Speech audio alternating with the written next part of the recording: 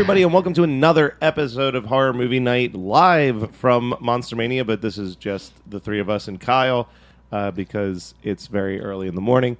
But Kyle does not does not watch movies anymore. Yeah, he watched Pieces, which Brian interpreted as he watched pieces of the movie we're about to discuss. Which isn't bad. It's not a bad assumption. So we're talking about 1989's Leviathan. As always, this is part of the listener submitted month. So this one was submitted to us by Craig.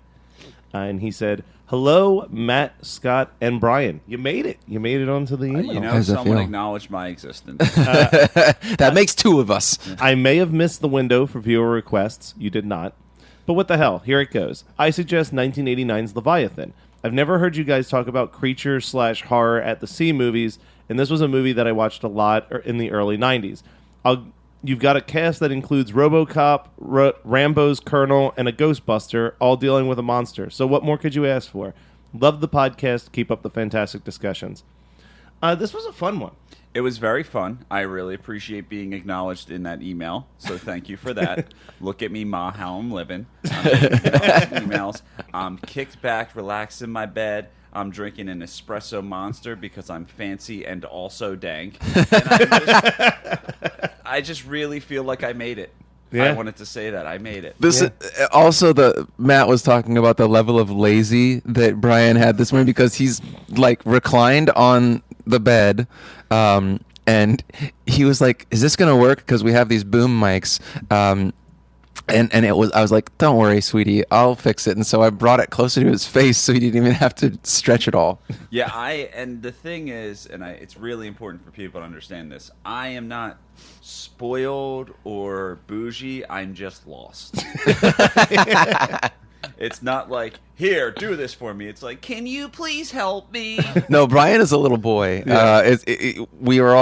Luckily, we're all relatively good at being morning people. But he was on like the Mania floor for 20 minutes, and he looked like a deer in headlights for all 20 of those minutes. No, you brought him in, and I was like, "Brian!" And then I was like, "Oh, this poor child." It's every fear that I've had for him for the last 2 months. You ever read that Dr. Seuss book, Have You Seen My Mother? Because that's basically that's exactly how I look. And the thing is, because everyone thought it was a bit, they're like, Brian's going to be so awkward because, he's awkward Brian. And they're like, oh, wow, he is really awkward. We were in our friend's hotel room for a little bit last night. Wait. And so preface it with the way that it happened was that we recorded, and then you were like, "Yo, I'm gonna go up and see some friends that work Mania," and I walked in the door. I walked in the door. Wait. No, Kyle and I were like, "Well, we'll come," and then Brian's like, I think I may come for a minute, and he was like, "I just need this much socialization." Yeah. Well. Just a tad. Well, the funniest part was, I don't even know if you witnessed this because you were talking to somebody.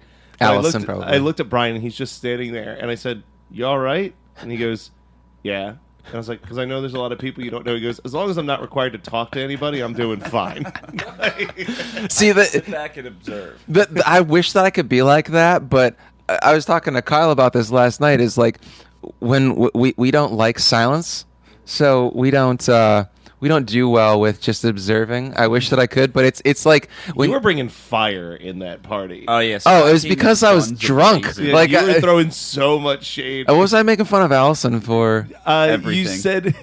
You said you were making fun of how young she was. And She's like 11 years younger than me. You were like, "I know that you had to have your mom co-sign half those tattoos."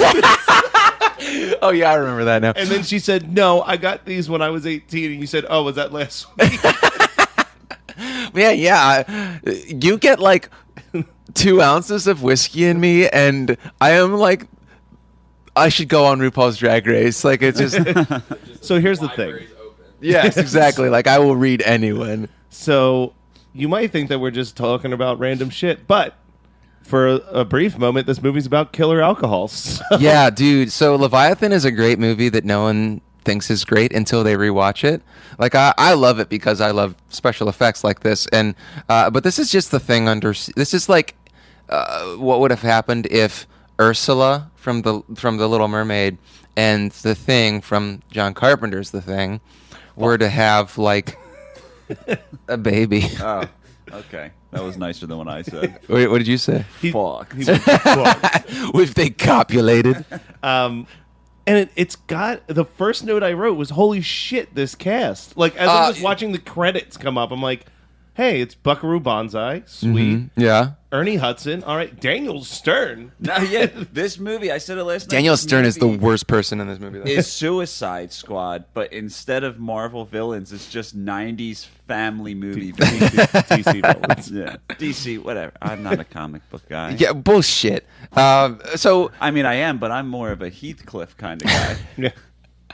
I love his self-deprecating humor. Yeah. No. Also, Amanda Pay is the one who plays Willie.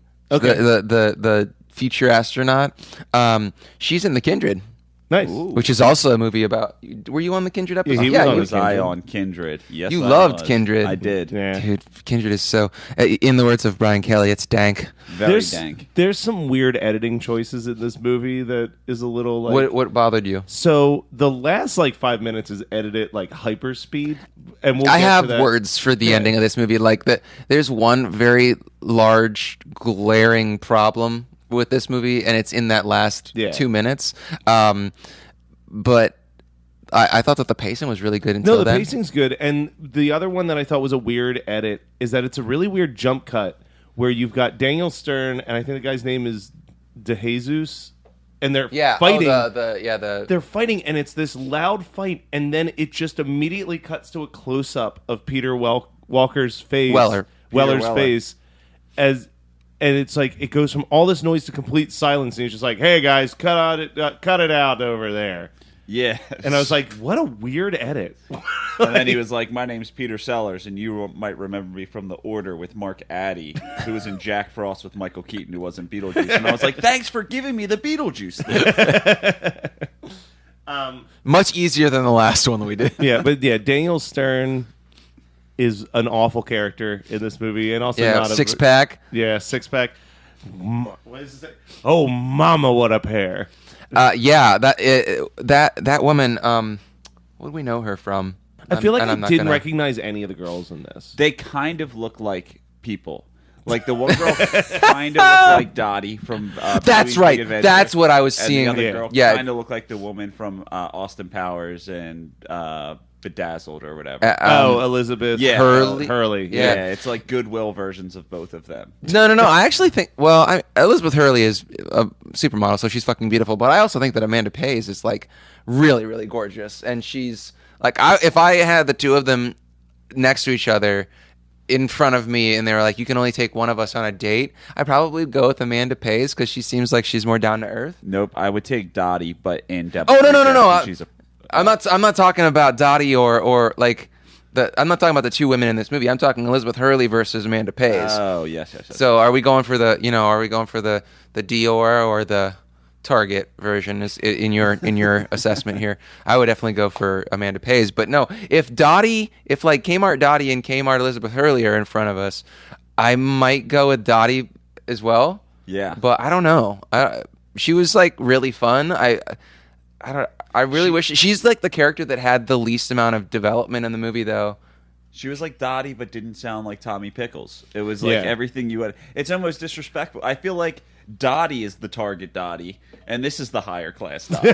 Yeah, maybe if she got some actual character development in this film, we could make a better assessment like that. I don't know. So the movie also has it's weird because there's some special effects that are amazing, like really cool. A lot of the You've body said this stuff- before because we've talked about this movie. I think that I've picked this as like a double feature at least once. Yeah, or I've never something. seen this before. This Oh. this is my first time watching it. Really? But I will say that the spider did not age well. No. But even like, here's the thing about practical effects. Sometimes In they just don't general, hold up.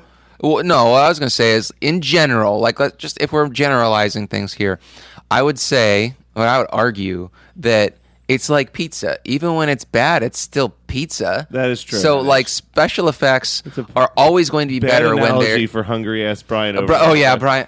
I've been looking for pizza for 24 hours. Yeah, check out our Instagram because Brian found a stack of pizza boxes and it destroyed his soul. So we got 50% there. Yeah, he got the smell but not the taste or actual, like food in his belly. And Scott, just so I can back you up on that, when you say special effects in pizza, you strictly mean makeup, right? I mean practical effects. I don't mean CGI because practical effects are always going to be better than CGI. Yes. Yeah. Because there's bad CGI. Oh my God. Although I wish we could have CGI'd some longer short shorts on the Daniel Stern when he walks in there. I don't know, man. I like those thighs, man. He also, if we're just talking about six pack, beyond his what a pair line, he also says if he was, I believe this is when he's talking about being up in topside, he goes, if I was up there, I'd be drinking brew and eating pussy. Yeah. He's just such a caricature of that 80s douchebag, oil rig guy. That no one actually wants to hang out with. No, but they're also... everybody's like, oh, you. Yeah. Well, that's an 80s thing. We just did cheerleader camp, and yeah, it's just an 80s thing where it's like, oh. But if we had the fat fuck predator. from... Yeah, if we had the fat fuck from cheerleader camp down at the bottom of the ocean, he'd be way less repugnant than Daniel Stern here. Daniel Stern is quite possibly the biggest douchebag in any movie we've ever discussed. But we're all friends debatable. with the Daniel Stern. Yeah. It's the guy that's been your friend since you were a child, and you're like, he really sucks, but I don't want to admit that I made a bad investment. So I'm just going to ride it out and hope that there's an endearing side of him. There never is. He dies before that happens. No, but he does have one of the moments that made me laugh out loud, which is anyone falling in slow motion underwater is going to get a laugh out of me. He goes, whoa! Two questions. Well, one, I love those 7-foot tall tube worms that are in that trench, but and that's also that was practical effects. Yeah. If that was even remotely CGI'd, it would have looked absurd. It would have looked like trash. It looks great in this movie now, but it's still. But did you guys notice the part where there's a basketball hoop on the outside of their rig? No. At the bottom of the ocean? No, but why would that be there? Who's playing fucking hoops in the bottom of the ocean? Because how if you're, that's like trying to play hoops on the moon, but worse. Because it's like trying to play hoops if you're any of the three people. But so you can't shoot, but that would make a sick dunk contest. Oh yeah. But here's the thing: is that gravity does. Do you see how slow they moved during everything? One of them was Have you ever tried to walk underwater? I was going to say, one of them was lacking oxygen, and there was not a lot of forward momentum or panic. So I can't imagine the energy that it would take to really get up there to dunk a they have basketball. X amount of oxygen in their suits. Are they really playing hoops down there? Yeah, they have an absurdly low amount of oxygen in their suits. I feel like they have about 20 minutes of oxygen in those suits. Yeah, and the full disclosure, one of my true fears is to fucking drown, because there was one time when I was in the pool like an idiot by myself as a child, and we had an above ground pool, and so you had to step down on the ladder, and like an idiot, because you're not supposed to do this, I went face forward down the steps instead of butt forward. How you're supposed to, and my foot slipped, and my leg got hooked in the in between the stairs. Yeah. And I was drowning, and I figured it out, and I was like, oh, but I'll never forget that. And now that's one of my fears is dying. Has all drowning. three of us had an almost drowning incident? I know Brian definitely has. Yeah. I fell into the Galibus pool eating bread, and I got rescued still eating the bread. I got stuck behind our stairs, and then the one it wasn't stuck behind your thing. Have I told that story to you guys before? No, the one that you just getting told? stuck behind the stairs because I'm having this weird deja vu. Brian's told me that story before. That may have just been you guys talking one day. Yeah, no, we used to do the whirlpool. And in order for did you guys have an above ground pool too? Yeah. Yeah. So is that a Midwestern thing? I think so. Yeah. Okay. And I would try to pretty much Willard in Charlie's Angels my body through the thing, and then one day I got too fat and I got stuck. And then the other one, I didn't actually almost drown, but I thought about it for the past 23 years about how it could have went the other way. Was I did a sailor dive into our pool. A sailor dive? A sailor dive is when you jump in and you grab you. It's a dive, but you grab your ankles. Oh, yeah. And I just nailed my head right on the ground. And for the past 20 years, I just think about how I could have snapped my neck. Yeah. I thought you were going to talk about the time that I was trying to save you at the beach. And I kept 4 laughing. times. I thought we were keeping it to a pool. No. No, yeah, the ocean almost got me. The tide. I felt so bad. The tide got him. And where is this? This was at the Jersey Shore. Jersey Shore. Oh. And I'm trying to save him.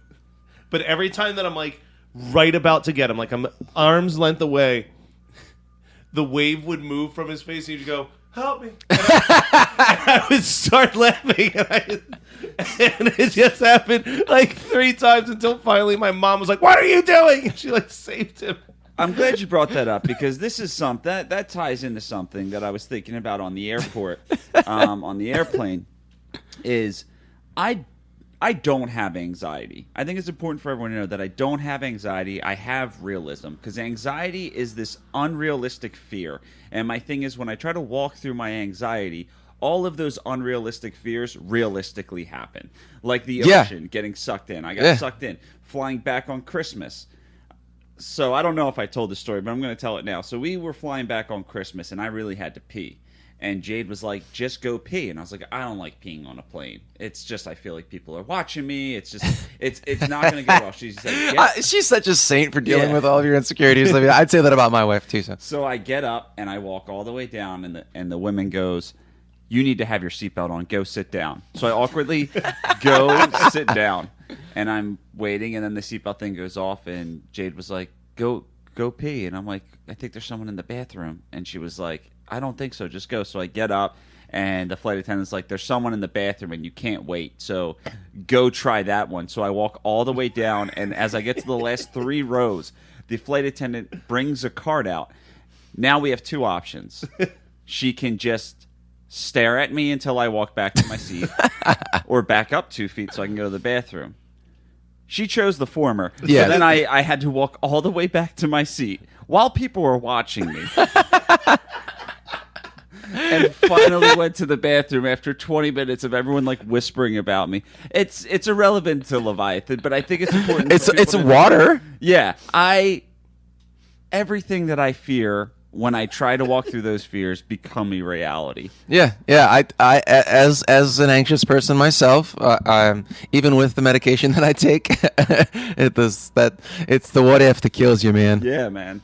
Yeah, so the what if of this movie is: would you rather get eaten? Well, you don't really get eaten; you get consumed, and So here's the difference between The Thing and Leviathan: is that Leviathan, like the Jesus, at one point is like, "Kill me," So he's like, so you are still,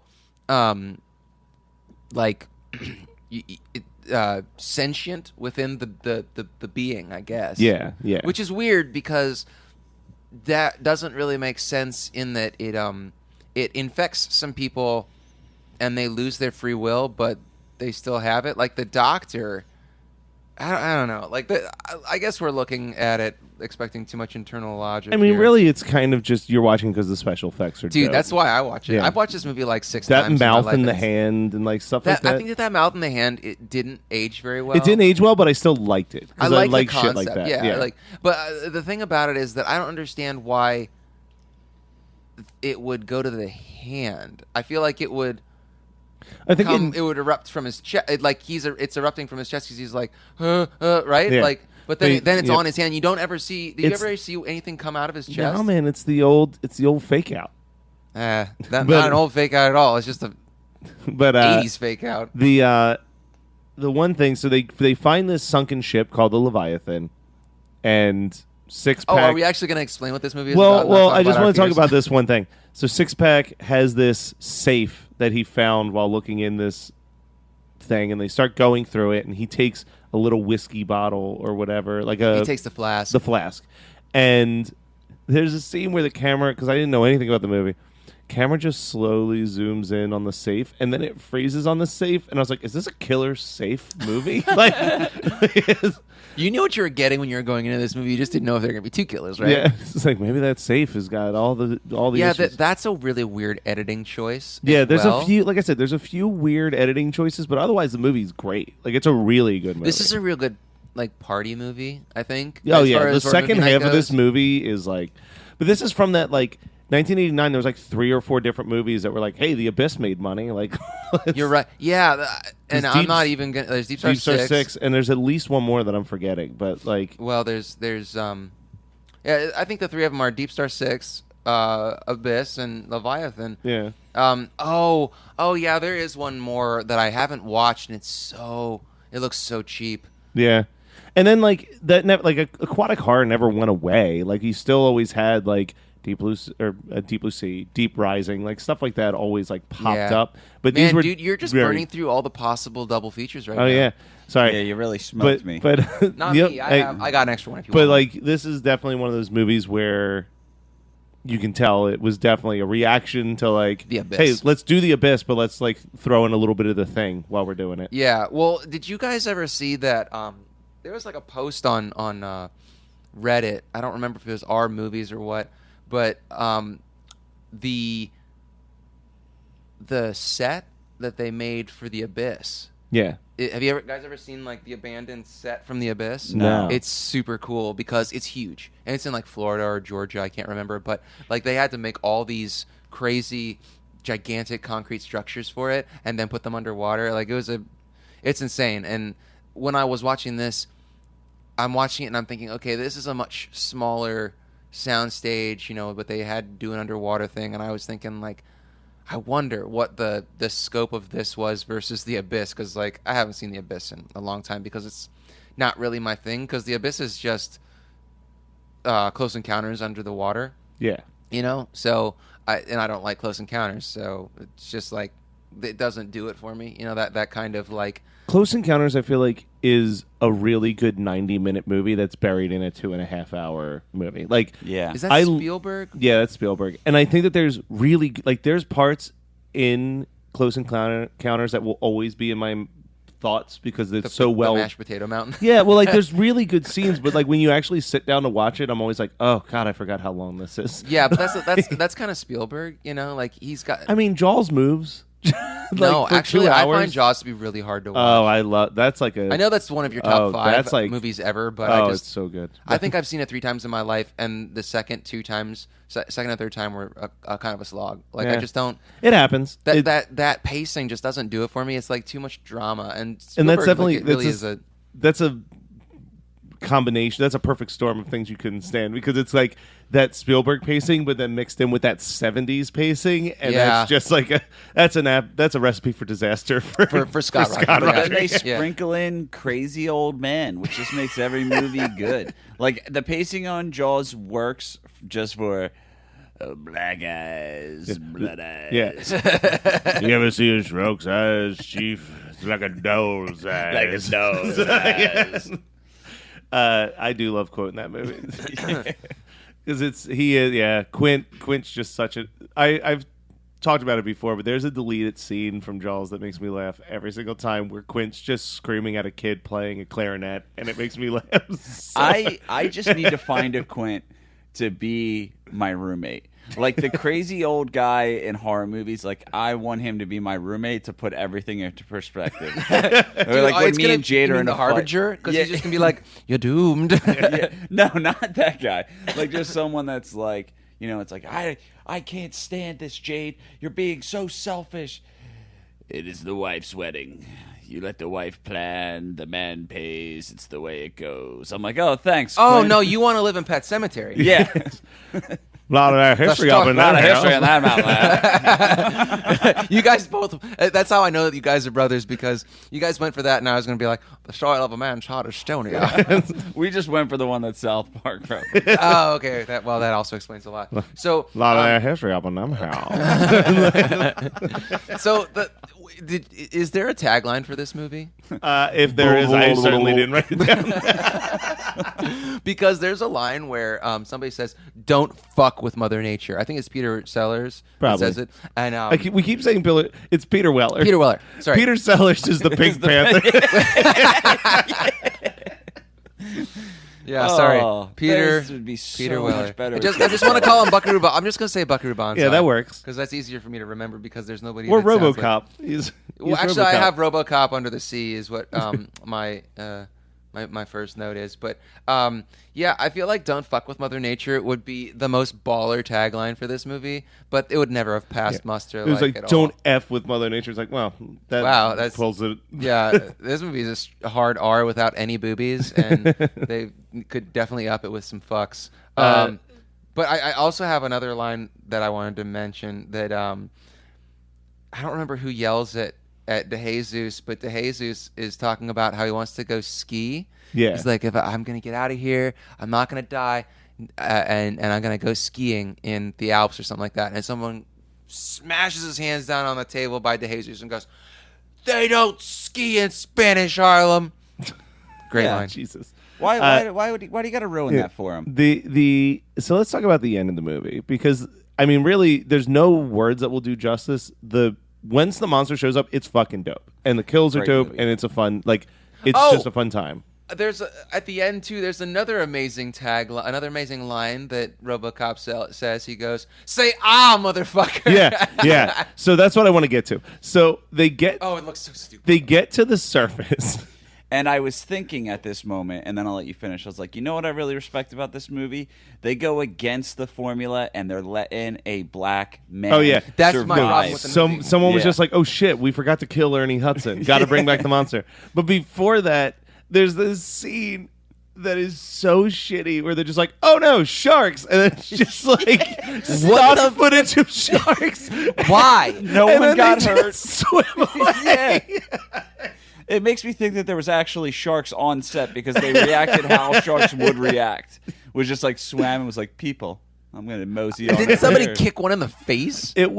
I could not believe what was happening when that popped up. I'm like, why are there sharks? And then The end of this movie is a fucking mess. Like And- it ruined what doesn't ruin, but it ruins the pacing. Well, it ruins the pacing, and then when he's like, there's like 14 cuts in a matter of 3 seconds when he like throws the dynamite into the monsters. boom, boom, I was boom, just like, what the fuck was that? Like, I thought I watched the last minute of this movie and fast forward by accident because No. it happened so quick. I feel like they must have had a director of, or like an editor. I was going to say director of photography, but it's probably somebody that was like doing the editing. And they were like, "I'm not editing the last 2 minutes of this movie." And so then they got like the junior intern, and he was like, "I just watched a bunch of MTV. Yeah. I'm going to do a music video." I did notice Pauly Shore for a quick second in that explosion, so I think you're right. Hey, buddy. It's the weasel. So if you go back and watch anything with Pauly Shore in it as an adult in 2019, it's insufferable. Megan loves Son-in-Law, and it's hard. It's a hard watch. I mean, I love Carla Gugino, so I tried. I was listening to a Encino podcast. Man has to hold up. Well, It doesn't. Yeah. Nothing holds. I mean, I Encino mean, Man I holds still- up the best of all of It'll them. hold up for us, Brian. We It'll watched a hold lot up, of and Pauly one Shore. that definitely holds up with Pauly Shore is a Goofy movie. Yeah. Oh, well, that barely Yeah, counts. so I was listening to a podcast where someone was talking about being a Pauly Shore fan. He's like, I loved Son-in-Law and Encino Man. He goes, and then he kind of lost me at jury duty, but then Biodome came out and he brought me right back in. I was going to say Duty's Biodome's great. terrible. In the Army now's great. I enjoy In the Army now. So I have a friend from high school whose long-term significant other, they're not married, but they're like they cohabitate and they're basically married. He's in that movie. Oh, that's hilarious. He's like I don't know if he's an extra, but like when I have never met him, but when she and I got reconnected on Facebook, I saw a picture of her man and I was like, he looks kind of familiar. And then a year goes by and she said, "Oh, we're watching In the Army now, and here's Dan in the movie." And I was like, I remember his face Wow. from the movie. It's not he had like a bit part in the movie, but I don't even know. I have no idea why his face sticks out because I've seen In the Army now like twice. and ever, and not for the last 15 years easily. We used to watch Pauly Shore movies in the Kelly house way more than we ever should have been watching Pauly Shore movies, to the point that whenever I serve jury duty, I always think of Abe Vigoda yelling penis while banging a guy. Yeah, Pauly Shore and Ernest, man, that was our household. But I love Pauly Shore. Speaking of which, donate to the Patreon and listen to our episode on Ernest Goes to Jail. Yeah, I'm so mad about that. You guys suck. You have no clue how great Ernest Goes to Jail is. You'll learn. I don't yet. yeah, we'll find out. Is it better than Ernest Scared Stupid? I think it's better than Ernest Scared Stupid, but I know a lot of people who say it's the second best after Scared Stupid. But it is definitely the highest, one of the higher ranked. So Ernest films. did the Chiodo brothers do Ernest Scared Stupid? No, they just did They the just troll. gave They gave the troll life. Oh man, I think the Chiodos All of the brothers troll. literally only directed Killer Clowns and nothing else. Really? I think they were more special effects team. Okay. Oh, that makes a lot of sense. I was just listening to the Scored to Death with Manfredini, I want to say, that was on with him. And he was talking about Killer Clowns from Outer Space, and he was like, oh, the Chiodo brothers, they had this blah, blah, and I was like, man, Killer Clowns is such a great movie. It's so good. And then I was also thinking about the fact that they just repainted the Killer Clowns and made For them the into trolls? trolls Yeah, and that's they're so Scared good. Stupid, which just really it is so charmingly low budget. But it's you know? also showing like resourcefulness. Like I feel like we forget that one of the things with practical effects was that. Like it's the same thing with and I'm sure Brian knows this because him and I are both like huge Disney geeks, but like Disney doesn't throw away anything at their parks. So like if a ride closes, they're just like, how can we gut this animatronic and turn it into what we need it for a different ride? That's just smart. That's like Yeah. recycling, ecological. Like half the robots in any of the Star Wars rides are just old animatronics that they're like, all right, we'll tear all of the skin off of it and just put the bare bone skeleton, like the robot by itself up there, and that's one of our random robots in the Star Wars. and right they now. always leave a piece of it. So in the Star Wars one, the robot from the original is one of the broke down robots in the walkthrough. Yeah. And then in the Winnie the Pooh ride, which used to be Mr. Toad. Mr. Toad, there is one of the pictures in the story is Mr. Toad looking sad as he hands the deed to his house over to the owl. Winnie the Pooh. Yeah, they do weird shit like that, but that's it's the little like Easter eggs on every ride that are always fun to try to find. Listen, Disney, as far as capitalism goes, you are my favorite elitist pieces of shit. Monopoly. Says the guy who doesn't read comics or like comic movies. I like Marmaduke. You made a fucking blog post that said, sorry, no, I haven't seen the new Marvel movie. Well, that was just Yeah. an article that he wrote for one of our newsletters. Oh, I thought that was on your blog first, and then you just recycled it. No, he's No, recycling newsletter stuff. Yeah, I'm recycling newsletters. It's funny And that because it's whole been a thing couple was months about since you've written anything. Yeah, calling you out. Yeah, I know. Something's in the works All right. for my angsty teens that are now Ooh. angsty 30-year-olds. You're not 30 yet. I'm almost. All right, so let's talk about our double features and then go down and spend way too many hours I dealing with still people. need a towel. Well, you can hang out here until that towel shows I think I up. might just use a shirt to dry myself. I mean, I've done I am a that. clean person. You can use my dry towel, Yeah. Oh, okay. and then we can just. I mean, Cohabitate. Our body fluids of coat. I just realized we have the do not disturb sign up. So They would put it outside. I was gonna say they probably just laid it on the floor this whole time, but Oh, we'll check. They would have knocked. Oh no, it's a do not no, it disturb. has a do not disturb. All right, Kyle's probably gonna gonna edit check that. for us. But Oh, hey, before I want to just a little wizard behind the curtain. You can walk away. I'm just gonna say, it's so funny because there are the four of us in this room, and everything is happening in threes. Like we had 3 towels. yeah, We had 3 tank tops last night because Kyle, Brian, and Matt all slept in tank tops. And then the Brian, Kyle, and I all have copious amounts of tattoos. So And there was 3 beds. yeah, and there's 3 beds and 4 people. So yeah, I since I kick, I got to have the air mattress, and it was Brian. Brian got to have a bed to himself. do you and know he why to Brian got to forensic have a files, bed to himself? Because he told me the reason. because you get morning wood. No, sort of. He goes, I already sleep in bed with a girl who won't have sex with me, so if there's never a body next to me, I can't help what my body might do. See, the quote's great, but I feel like the inflection would have been better if I had heard it from him. Yeah. Oh, it was. No, I'm not dissing on you, but no one burns a Kelly like a Kelly. No, we're good at burning ourselves more than the other Kellys sometimes. So yeah, let's do double features real quick. Scott, you were the one that really championed for Leviathan, so how about you kick us off? Oh yeah, I was like, guys, we really have to do Leviathan because the special effects are so baller, and you might want to edit me out from saying baller so many times. No, I think that's good that people know how you speak. I talk like that because of you. It's your fucking fault. I say fuck too much because of you. No, that's not my own fault. Dank is Brian brought dank fault. back into my lexicon. You say baller a lot, and you also say bonkers. Bonkers, I say dope. You say dope a lot. I don't say dope very You got much, me saying bombastic more than I ever did before. Yeah. Bombastic, bombastic, and bomb bonkers. basketball. Two things that you guys put into my mind that I say a lot. I emulate people because I'm unhappy with who I am as a person. You're a chameleon of a person. Yeah, he's like the T-1000, but anxiety. So, there are so many movies that all fit into this the same idea. This is like The Thing underwater, you know what? The way Brian just moved over in his sexy Molly Ringwald on the cover of Breakfast Club poster. Yeah, I was thinking, draw me like one of your French girls. Ironically, both of them are redheads. Yeah, so that's good. So yeah, I have a lot. I'm going to pick my number one, right. And then after you guys do yours, or if you need help, I'll give you some more. But I'm saying The Thing is off the table. We've talked about The Thing so much that you cannot pick The Thing. Fair for enough. this. That wasn't on my list. Okay.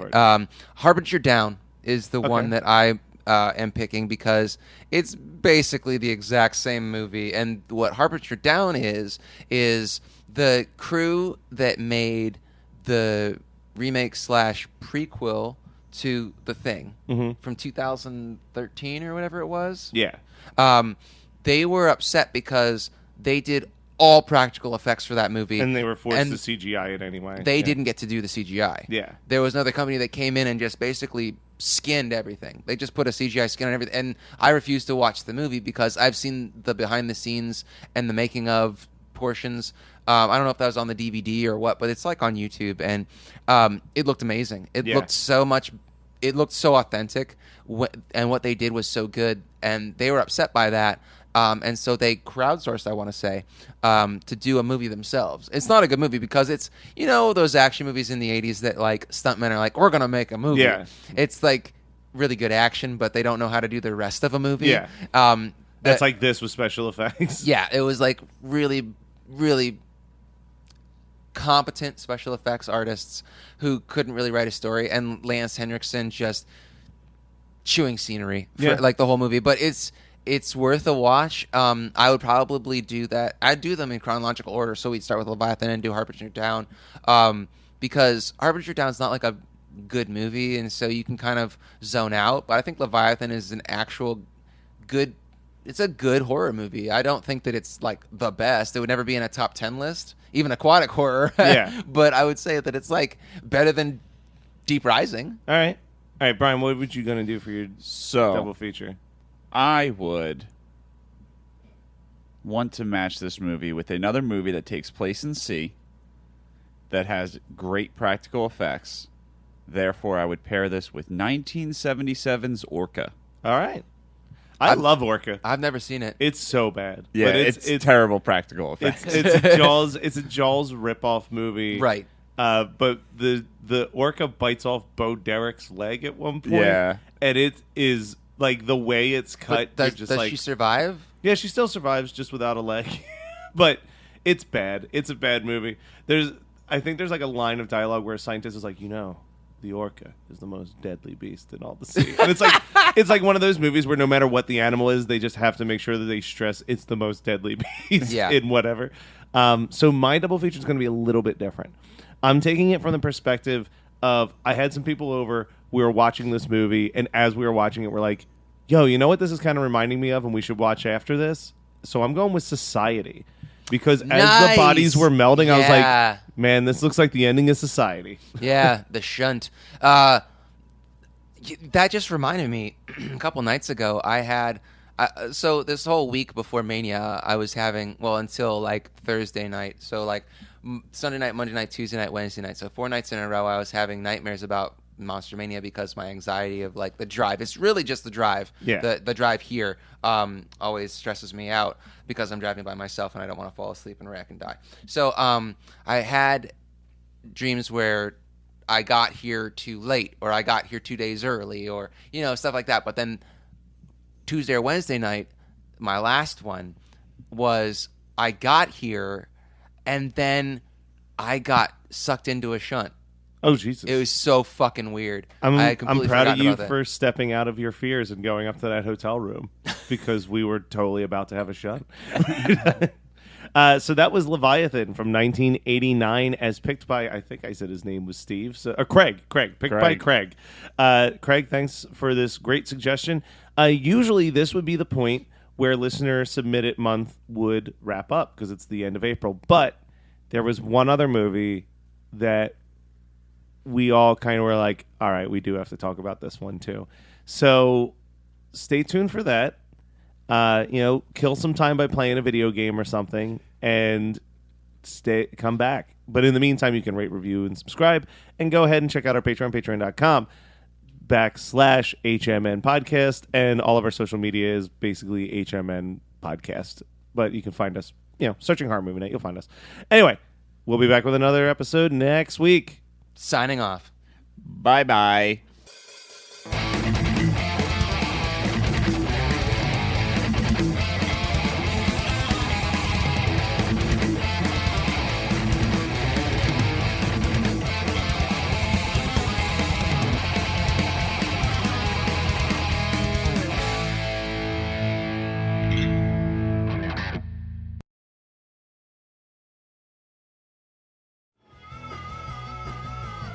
You're listening to the Geekscape Network.